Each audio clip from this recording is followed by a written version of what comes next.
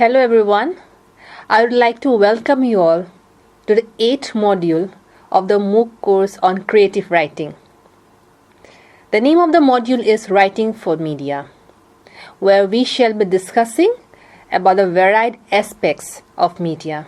Here in this first video lecture, I shall be discussing on editorial writing.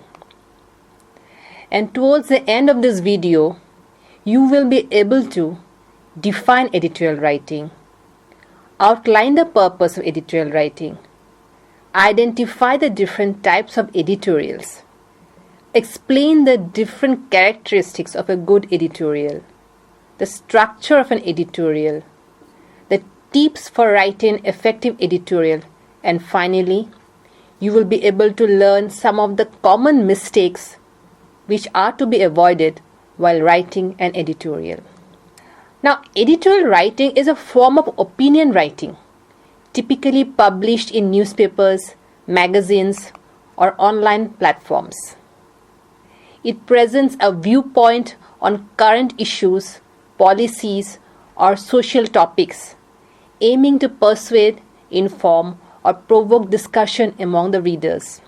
Editorials are often written by the editorial board of a publication, but they can also be authored by individuals with expertise or strong opinions on a subject.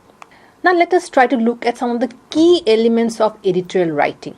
What exactly constitutes a good editorial writing? The first important element is a strong opinion or stance. Now the cornerstone of any editorial is a clear and strong opinion on the issue being discussed.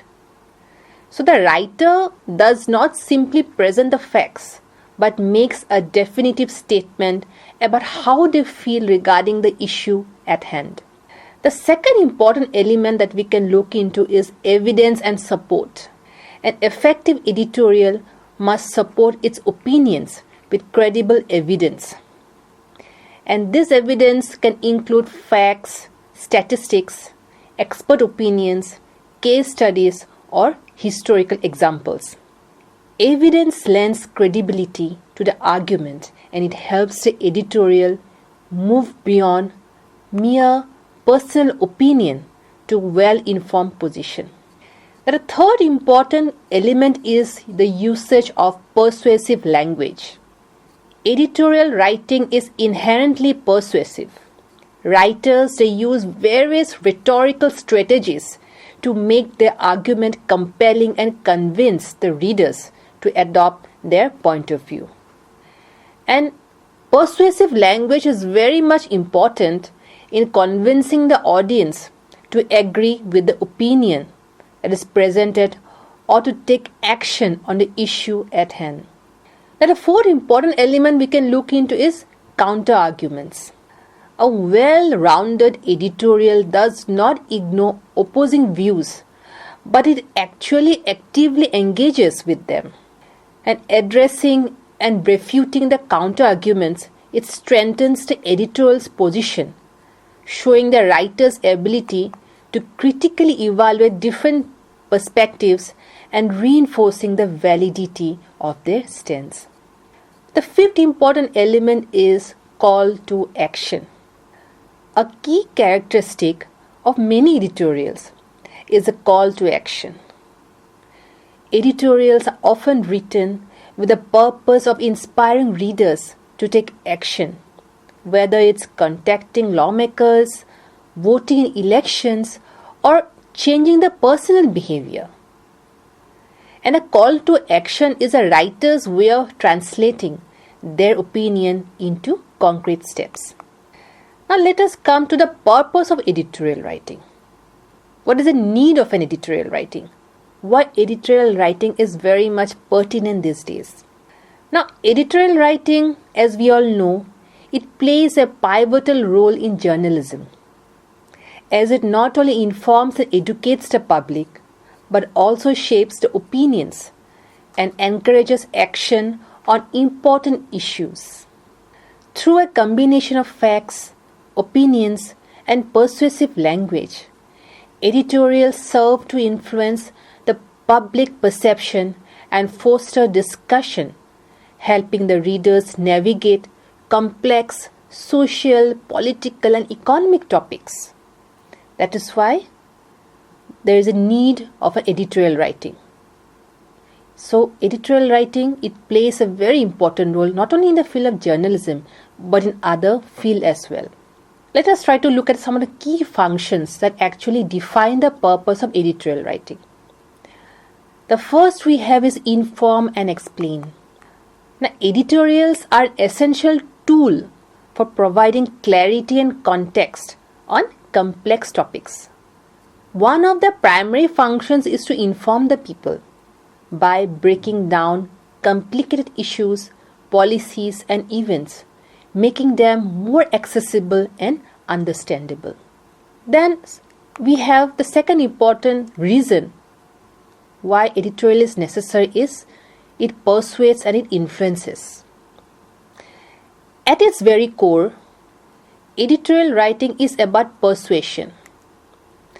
Now, one of the primary goals of editorials is to shape the public opinion and motivate the readers to adopt a particular viewpoint or maybe take action on any issue.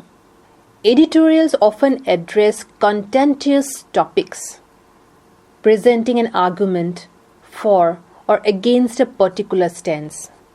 And persuasive editorials are both emotional appeals and logical reasoning to connect with readers on multiple levels.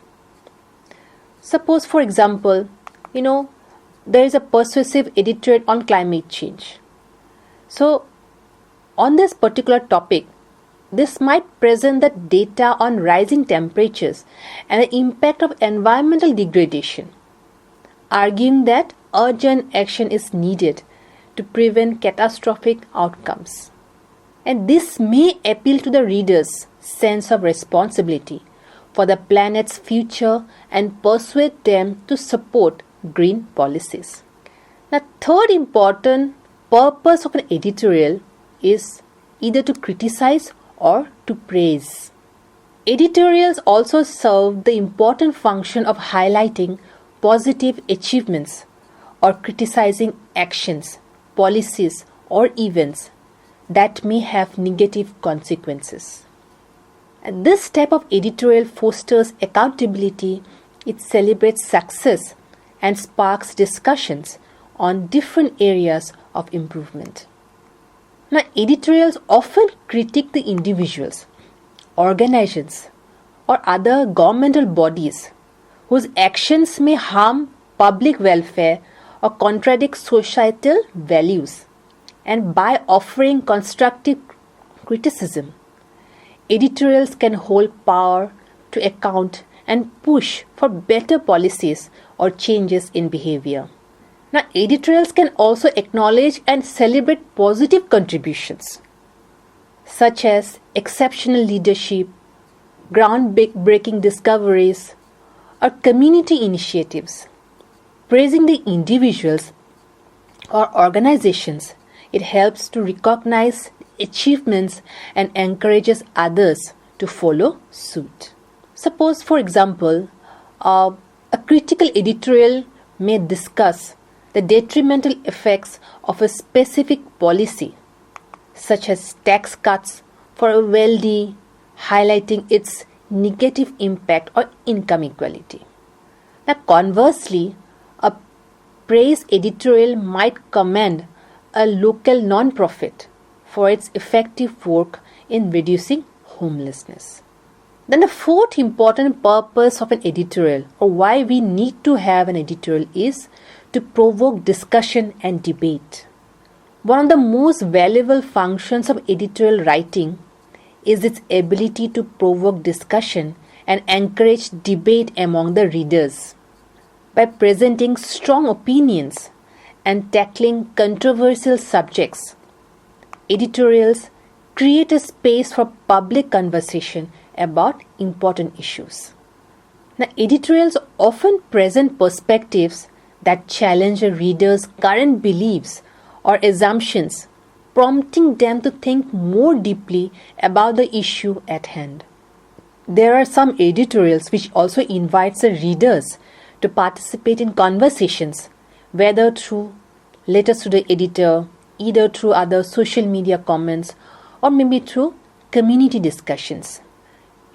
For example, a controversial editorial about the role of social media in shaping political opinions, it might provoke readers to debate its influence and share their views on whether or not it poses a threat to democracy. So such kind of editorials, it opens the door for varied opinions, enriching the public conversation. Then the fifth important point for the need of an editorial is to advocate for change. Now, many editorials, they serve as a call to action, advocating for specific changes or reforms. And these editorials, they're written with the intention of pushing for political, for social or environmental change by urging the readers to support or demand action on a particular issue. And editorials often highlight the problems in society, such as inequality, discrimination, or environmental degradation, and suggest potential solutions or reforms that can help to address these issues. And such kind of editorials may also include a direct call to action, urging the readers to get involved, to sign petitions, to vote, or to take steps to address a particular problem. Suppose, for example, there is an editorial advocating for stricter environmental regulations. This type of editorial might call on the readers to support the legislation aimed at reducing carbon emissions or to participate in local environmental cleanup efforts. So far we have tried to analyze, we have tried to look into what exactly is an editorial, what are the key elements of an editorial, and the purpose of an editorial. Now we are going to deep dive into the different types of editorials. Now, editorials can be classified into different types based on their purpose and approach. The first important type that we can categorize under editorial is interpretative or explanatory editorials. This type of editorial, it tries to explain and analyze an issue objectively. In other words, it helps the readers understand complex topics by providing background information, historical context, and possible implications. Suppose, for example, there is an editorial on the rising cost of healthcare. So, under this particular editorial, there will be a brief overview of the healthcare system, what are the reasons for the rising cost of healthcare, what are the amenities being provided to the general public for the healthcare facilities available. So there might be a different variety of issues that will be discussed under this particular topic. Then a second important category of editorial is the critical or persuasive editorials. This type of editorial, it takes a firm stance on an issue and persuade the readers to support a particular viewpoint. In other words, it criticizes the policies, the decisions or events, presenting the logical arguments and evidence to advocate for change. Suppose, for an example, there is an editorial on why our city needs urgent climate policies. So, obviously, there will be a kind of discussion on this particular topic, and accordingly, this particular editorial might persuade the readers to support their own point of view. It might urge the viewers or it might urge the readers, to criticize certain policies, to analyze the need for climate change and so on and so forth. The third important category of editorial is the editorials of commendation or praise. This type of editorial, it aims to highlight and appreciate positive action, achievements, or initiatives. It even acknowledges the contributions by individuals, organizations, or governments to inspire others. For example, suppose there is an editorial written on honoring the teachers who go beyond the classroom. So, in this particular editorial, what it might be discussed is that they might highlight some of the laudable efforts of the teachers who go beyond the classroom and engage in discussion with their respective students. Then a fourth important category of editorial is editorials of entertainment or satire. Now this type of editorial, it uses humor, irony or satire to comment on a particular issue. And its basic purpose is to entertain while subtly making a serious point about a topic. For example, there is an editorial that is being written on the traffic jam. I'm sure most of us who are in the metropolitan cities or maybe in other parts of the country, we often face a massive traffic jam while commuting from home to office or maybe at different points of time. So probably if an editorial is written on the Great Traffic Jam Survival Guide, there might be some humorous anecdotes in it. There might be some satire in it while the particular editorial is being written. Then the fifth important category of editorial is advocacy or call to action editorials. This type of editorial, it aims to motivate the readers to take specific action. It encourages the public participation, policy change or community engagement. Then another important category of editorial we have is the staff editorials. And staff editorials are usually found on the opinion page that's written by the editorial team. Then there are other important types of editorials, like for instance we have front page editorial.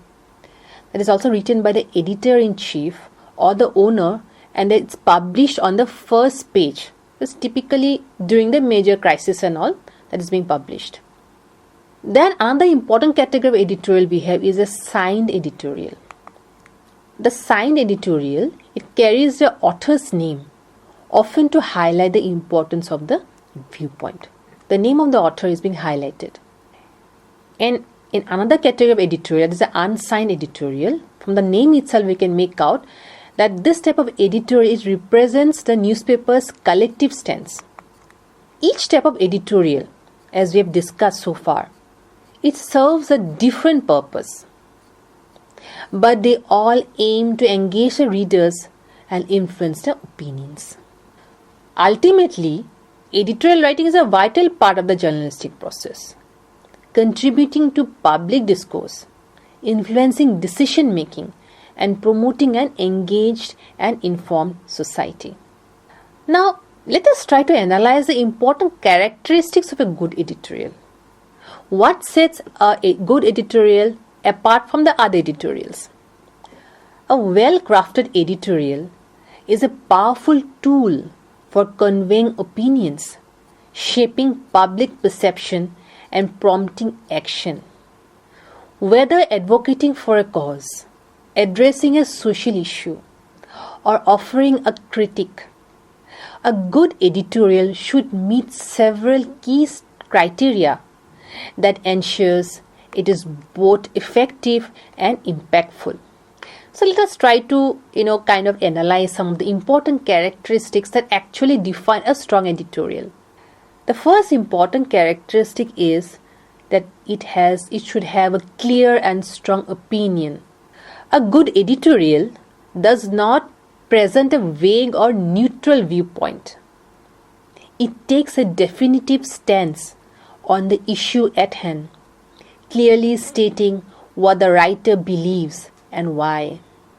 An opinion expressed in an editorial, it should be maintained and reinforced throughout the entire piece. For example, there is an editorial that has been written about climate change.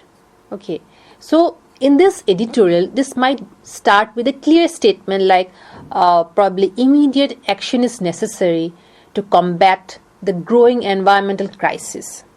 And this stance should be reinforced with evidence and reasoning throughout. The second important characteristic that we need to look into is a well-researched and factual editorial. A good editorial needs to be well-researched and it needs to be factually correct. In other words, a good editorial relies on credible sources and well-researched facts to support its arguments. The third important characteristic of a good editorial is that it needs to be concise and focused. A strong editorial doesn't meander or stray from its central argument. It stays focused on the topic and addresses the issue with clarity and brevity. This makes the editorial easier to follow and ensures that the key points are not lost in unnecessary details. Suppose, for example, an editorial is being written on the income inequality that is prevalent in the country.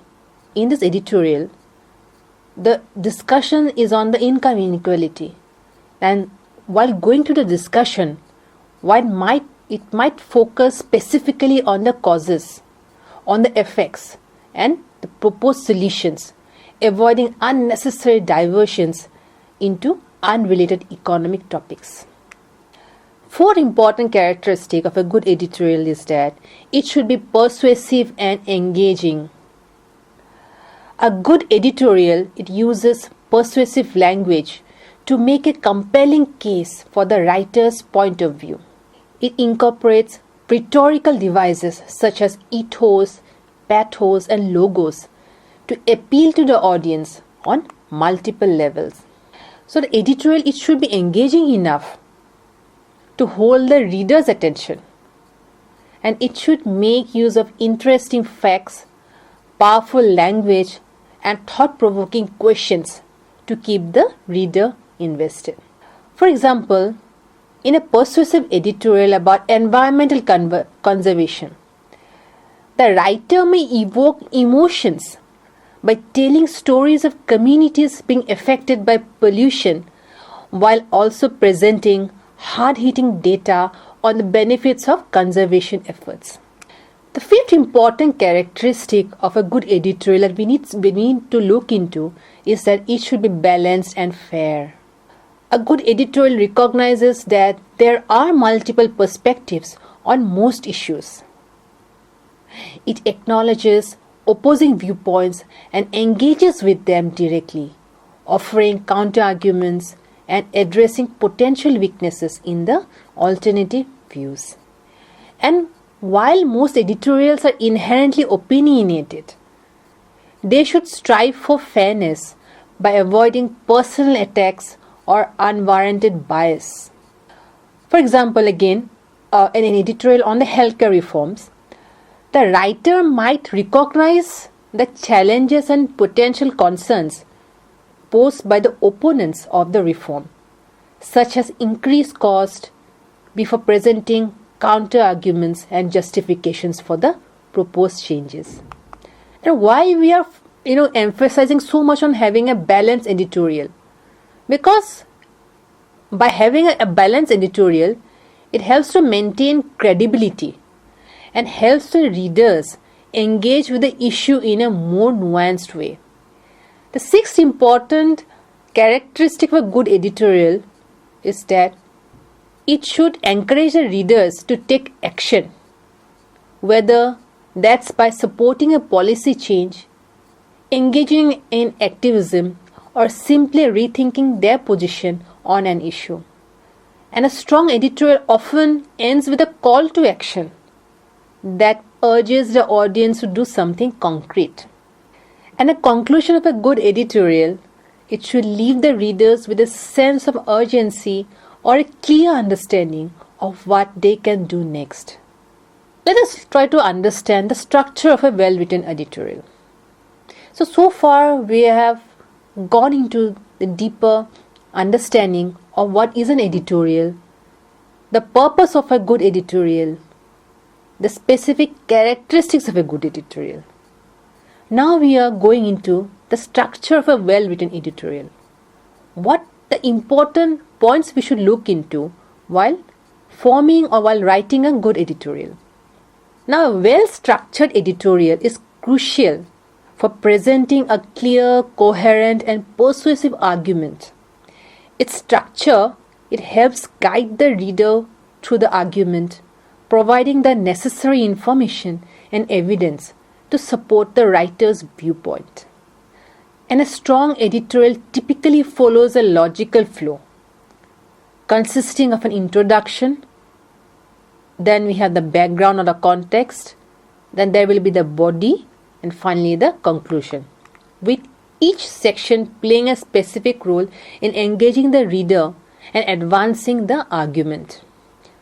Now, as far as the introduction is concerned, or the lead, as we all call it in journalistic parlance, the introduction is the opening section of the editorial, and it plays a critical role in grabbing the reader's attention and in setting the tone for the entire piece. So, the good introduction, it should present the main issue or the topic. In other words, it means that the first few lines should clearly introduce the subject matter or the issue the editorial will discuss. And this ensures that the reader knows immediately what the editorial is all about. Then the second important structure that we need to concentrate while writing a good editorial is the background or the context.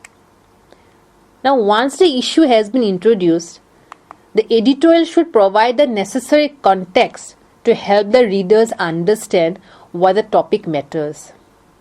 And this particular section may include necessary background information, like the writer might provide an overview of the issue, explaining the situation or the problem in more detailed manner. And this may include a brief history of the issue, current statistics, or any key events that have led to the current state of affairs. Then the third important point that we need to look into, we need to emphasize while outlining the particular editorial is the body. It's another important structure of an editorial, where the body is actually where the writer develops the core of the argument, providing the reasons and evidence to support the editorial stance. And this section includes several key components. So the body should present the primary arguments that support the editorial's position, and each point should be clearly articulated and logically linked to the central thesis. A good editorial uses facts, statistics, and expert opinions to support each argument, and this evidence should be credible, relevant, and clearly presented. The reader or the writer should aim to convince the reader that their stance is grounded in reality.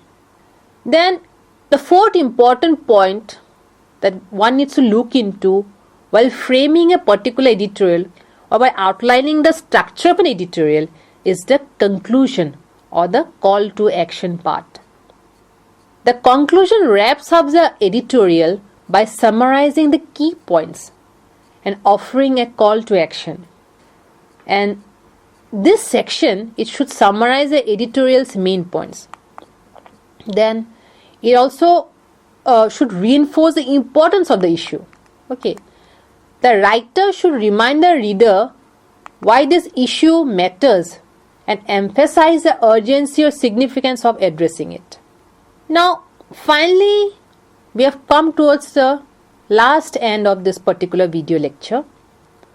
Here we shall try to look into the important tips of writing an effective editorial.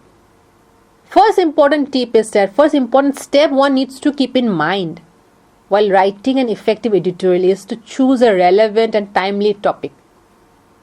Your editorial, it should address topics that are in public discourse, resonating with the interest or concerns of your readers. This could be a political issue, a social movement, or an urgent matter that demands attention. And You should also ensure that the topic is significant enough to spark discussion. Try to avoid trivial issues that don't have broader societal implications. Second important point that one needs to look into while trying to, outline or conceptualize a particular editorial is to take a clear stance. Make your position obvious from the start. Your editorial should take a firm stance on the issue.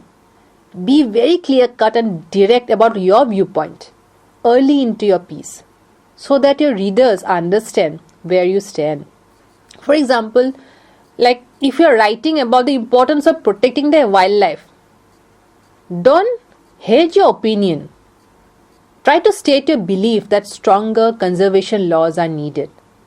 Then try to avoid being vague or indecisive. Editor, if you present a wishy-washy kind of argument or fail to commit to a position, readers may not feel compelled to take the editorial seriously. Third important tip that you need to look into is supporting your arguments with facts. As we have already discussed, back your opinion or back your editorial with solid evidence. And this can include data, expert opinions, studies, or real-world examples that bolster your stance. Try to avoid misinformation or exaggerated claims. Your credibility depends on the accuracy of the information you present. Try to double-check the facts, your statistics, or other quotes from credible sources to avoid spreading misinformation.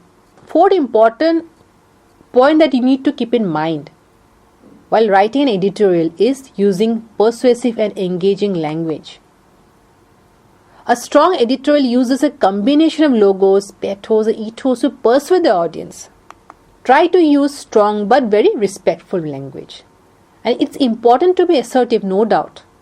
But you should be assertive without crossing the line into aggression or disrespect. And respectful yet powerful language makes your argument more persuasive and authoritative. Suppose, for example, instead of using "this policy is a disaster," try to use "this policy has significant flaws that could undermine long-term progress." Fifth important point that you need to keep in mind while writing a good editorial is try to address the counter-arguments. A strong editorial doesn't just dismiss opposing viewpoints. It also acknowledges them and then refutes them with logic and evidence. Suppose, for example, if someone argues that universal healthcare is too costly, try to counter this point by showing how the long-term savings from preventative care outweigh the initial cost. Sixth important point that you need to keep in mind is, while writing a good editorial is, try to keep it concise and focused. Avoid covering multiple topics in your editorial. Try to focus on one central issue in order to ensure your message is clear and easy to follow. For example, if you are writing about the healthcare system, don't veer off into unrelated topics like education reform or tax policy. Try to stay focused on the entire healthcare system itself. Then try to end your editorial with a strong conclusion. This is the seventh important and a final important point while writing an editorial. The conclusion should briefly summarize the key points made in the editorial, reminding the readers why the issue matters. Try to end your editorial with a strong call to action, urging the readers, policymakers, or the public to take specific steps based on your argument. And of course, finally we can say proofreading or editing. Usually when we write an editorial or maybe in other kind of news stories, there is a separate section, editorial department is there, who looks after the editing of the different news stories. Even while writing an editorial also, you should make it a habit to proofread, to check for grammar, to check for clarity, to check for consistency. And before publishing, one must ensure that the editorial is free from grammatical errors, from awkward phrasing, and from inconsistencies. A polished piece looks professional and credible. Let us try to understand some of the common mistakes that we need to avoid while writing an editorial. Firstly, lack of a clear stance. Your editorial should take a strong, well-defined position on the issue. Try to avoid vague or indecisive statements. This is one common mistake that most people make. They don't have a clear stance on any particular issue, and then they end up, kind of mixing up different subjects within the broader theme. The second common mistake that is usually seen is weak or unsupported arguments. Always back up claims with facts, examples, statistics, or expert opinions. Unsupported opinions weaken your argument. Third important mistake one needs to avoid is overuse of personal pronouns. Try to avoid excessive use of I or maybe we unless and until it's very much required. And editorials should reflect a newspaper's stance, not personal opinions. Fourth important mistake one needs to avoid is exaggeration and emotional overload. Avoid sensationalism or over-the-top emotional appeals as a reduced credibility. Fifth important mistake one needs to avoid is using too much of jargons or complex language.